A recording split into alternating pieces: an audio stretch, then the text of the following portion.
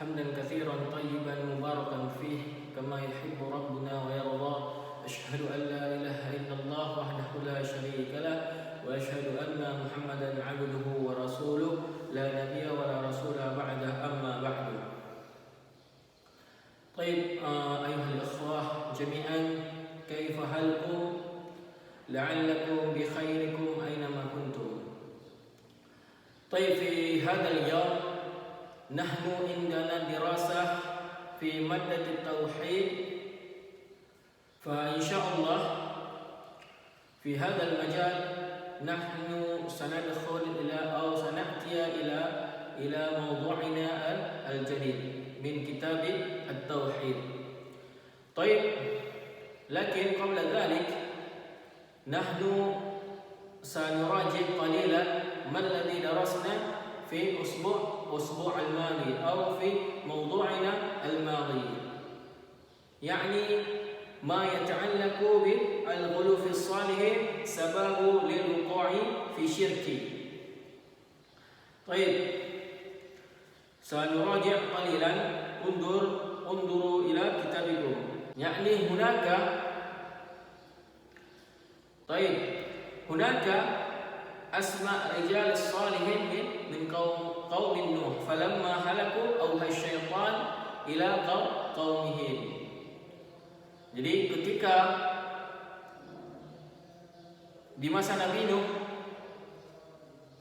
kaum Nabi Nuh itu membuat patung orang-orang saleh di antara mereka, lalu mereka menyembah patung tersebut untuk dijadikan sebagai sesembahan supaya mereka giat dalam melakukan ibadah kepada Allah Subhanahu wa taala. Namun dengan patung tersebut mereka terjerumus ke dalam yang namanya kesyirikan karena telah menyebutkan Allah Subhanahu wa taala.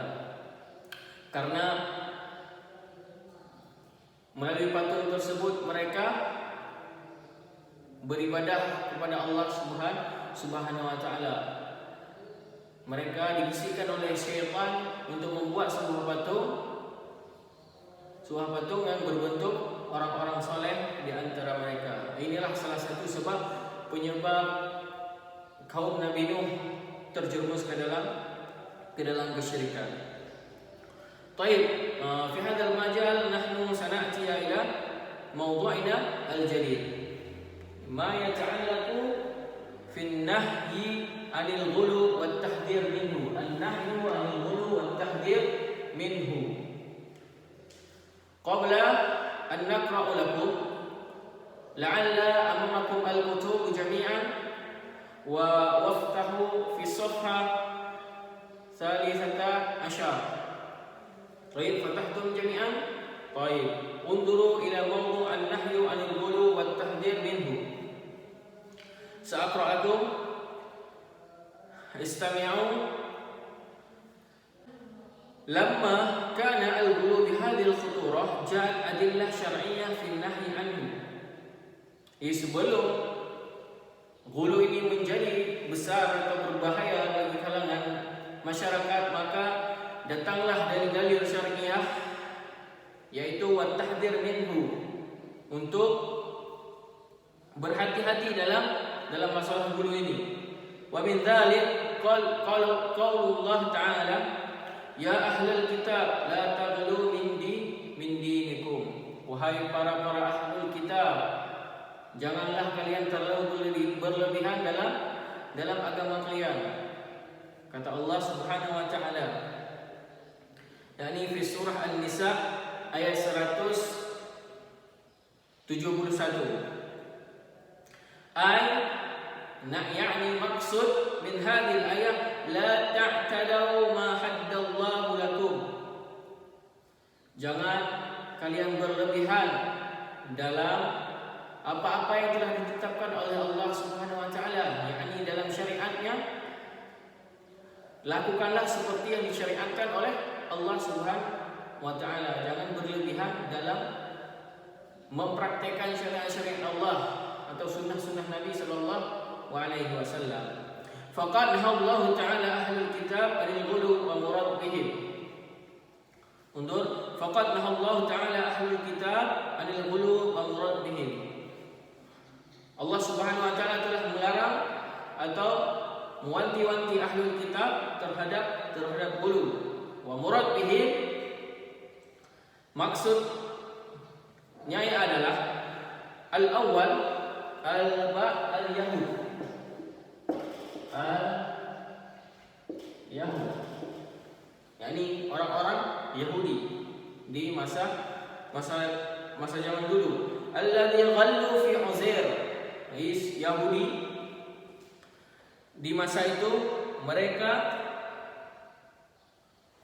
terlalu berlebihan dalam mengagungkan seorang yang bernama Uzair. Uzair. Siapakah Uzair itu? Uzair adalah seorang Uzair disebutkan dalam Al-Quran adalah waqalatil yahudu Uzairun ibnullah wa qalatil nasara al-masih ibnullah dzalika qauluhum bi afwahihim yudahiuna qaulal ladina kafaru min qablu qatalahumullahu anna yufakun. Jadi nama Uzair telah disebutkan di dalam Al-Quran ketika Allah menceritakan klaim orang Yahudi yang menyatakan bahwa Uzair itu putra Allah Subhanahu wa taala. Orang-orang Yahudi berkata Uzair itu putra Allah, dan orang-orang Nasrani berkata Al-Masih itu putra Allah. Demikianlah ucapan mereka, dengan mulut mereka meniru perkataan orang-orang kafir yang terdahulu. Disebutkan dalam surat At-Taubah ayat 30. Jadi ikhtalaful ulama, berselisih pendapat rahimahullahu ta'ala anhum fi nubuwah Uzair. Qala Ibnu Katsir al-mashhur anna Uzair nabi min anbiya Nabi Israel. Ya. Al-bidayah fi kitab bidayah wan nihayah. Walakin laisa hunaka dalil qati' min nabiyyatihi.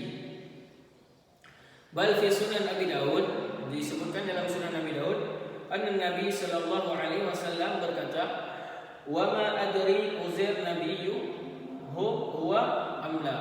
Jadi Uzair itu disebutkan oleh Nabi sallallahu alaihi wasallam seorang nabi atau bukan. Jadi Uzair itu merupakan ahli kitab di masa Yahudi. Dan orang-orang Yahudi menganggap Uzair ini sebagai faqalu huwa ibnullah. Undur fi raqam al-alif fi kitabihim fi kitabikum faqalu huwa ibnullah. Mereka orang Yahudi menyebutkan Uzair merupakan putra Allah Subhanahu wa taala. Kemudian yang ba an-nasara alladhi ghallu fi Isa alaihi salam faqalu marratan huwa ibnullah wa qalu marratan huwa ibnullah. Jadi setelah orang Yahudi kemudian datang orang Nasrani. Alladzi ghalu fi Isa. Mereka berlebihan dalam menyikapi Nabi Isa, dan mereka mengatakan bahwa Nabi Isa merupakan putra Allah atau anak Allah. Dan ada yang mereka mengatakan Nabi Isa merupakan Tuhan mereka. Yang ini merupakan salah satu ghulu orang Nasrani terhadap Nabi Isa. Wa fi hadha tahdhir li hadhihi al-ummah ay yaf'alu ma'an Nabi sallallahu alaihi wasallam mithla ma fa'alat al-yahud ma'a Uzair wan nasara ma'a Isa. Ini merupakan contoh-contoh yang telah dilakukan oleh orang-orang Yahudi dan orang-orang Nasrani yang telah berlebihan atau berghulu terhadap Uzair dan Nabi Isa alaihi salam. Wa amma as-tsani hadis Abdullah bin Abbas radhiyallahu anhu sami'a Umar radhiyallahu anhu yaqul 'ala al-minbar sami'tu an-nabi sallallahu alaihi wasallam yaqul la tutruni kama aqrati an-nasara ibnu Maryam. Jadi ketika Nabi sallallahu alaihi wasallam mengatakan la tatruni, dan janganlah kalian terlalu berlebihan dalam memujiku atau menghormati atau memuliakanku. Kama atratin Nasara ibnu Maryam, sebagaimana orang-orang Nasrani berlebihan dalam menyikapi seorang ibnu Maryam. Fa innama ana abduh, dan Nabi mengatakan sesungguhnya aku adalah seorang hamba Allah dan Nabiullah. Faqalu abdullah wa rasuluh. Nabi sallallahu alaihi wasallam mengatakan sesungguhnya aku hanyalah seorang hamba dan rasul Allah Subhanahu wa taala. Wal itra' wa maksud wal itra' wa al mubalaghah wa mujawazah al haddi fi madhi. Jadi berlebihan memuji dalam hal perkataan yang telah melampaui batas, dalam yang telah melampaui batas dalam pemujian. Wal kadhib fihi, dan ada sedikit rasa dusta atau kebohongan yang telah disampaikan. Wal makna la taghlu fi madhi kama ghallat an-nasara fi Isa alaihi salam, dan disebutkan makna yang sebenarnya, yaitu la taghlu fi madhi kama ghallat an-nasara fi Isa alaihi salam, dan janganlah kalian melakukan ghulu terhadap Nabi sallallahu alaihi wasallam sebagaimana yang telah dilakukan oleh Yahudi dan Nasrani, hatta adda'u fihi al-ilahiyah, sampai mereka menjadikan Uzair atau Nabi Isa alaihissalam sebagai Tuhan mereka. Wa inna ma ana abdullah wa rasuluh, dan kata Rasulullah sallallahu alaihi wasallam, sesungguhnya saya hanyalah seorang hamba dan rasul Allah. Fasifuni bidzalika kama wasafani rabbi, maka bebaskanlah sebagaimana Allah Subhanahu wa taala membebaskanku.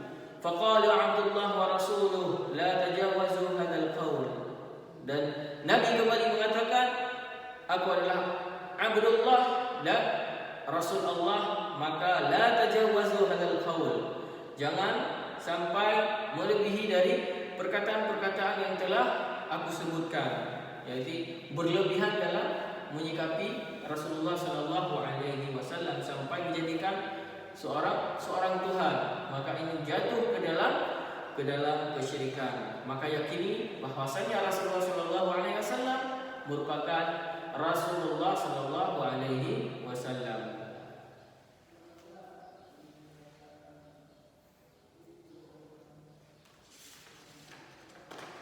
Baik, hatta huna fahimtum jami'an? Fahimtum jami'an?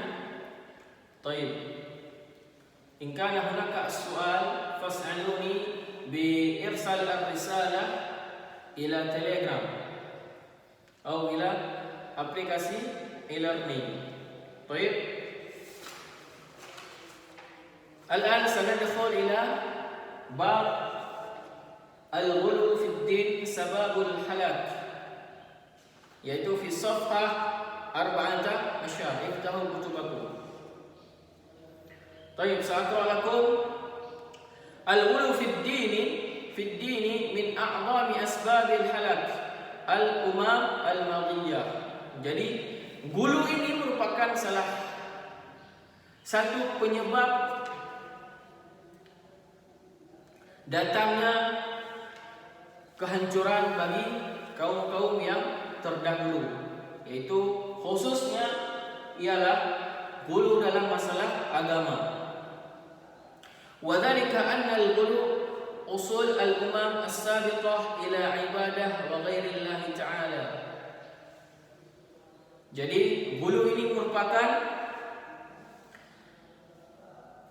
asal dari umat-umat terdahulu as-sabiqah ila ibadatillah, dalam beribadah kepada Allah Subhanahu wa taala. Fakhsaru ad-dunya wal akhirah, maka dengan gulu faskharu fid dini wad dunya, kita akan rugi dalam masalah agama maupun masalah masalah dunia baik masalah akhirat. Wa hadha ma'na al-halak, yaitu hancur di dunia maupun di akhirat karena disebabkan oleh ghulu dalam beribadah kepada Allah Subhanahu wa taala.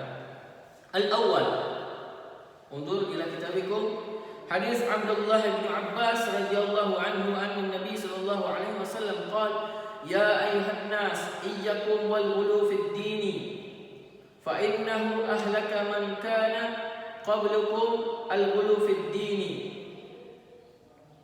Hadis akhrajahu Ahmad wan Nasa'i fi kitab manasik al-hajj.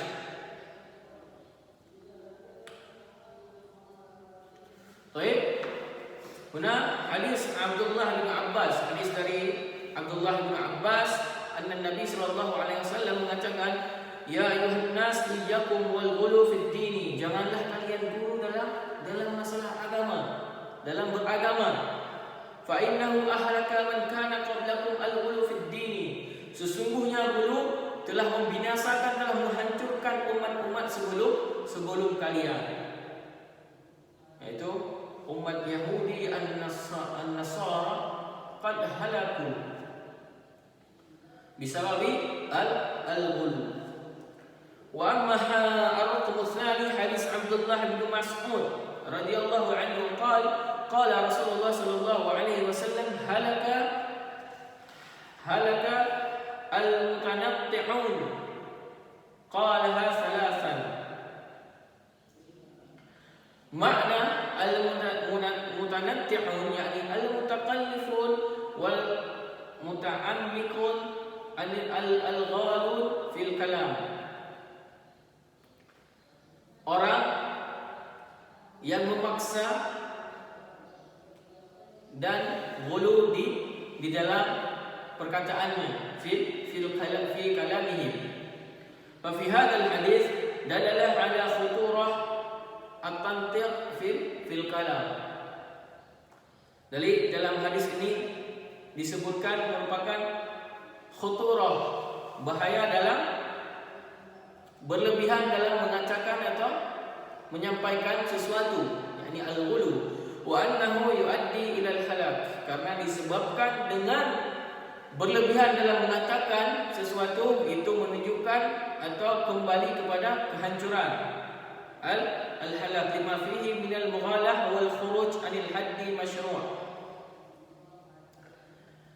Karena menyampaikan sesuatu yang berlebihan dan telah menjadi ghulu, maka itu khuruj anil hadd al-masyru', telah keluar dari ketetapan-ketetapan syariat yang telah ditetapkan oleh Allah dan Rasulnya.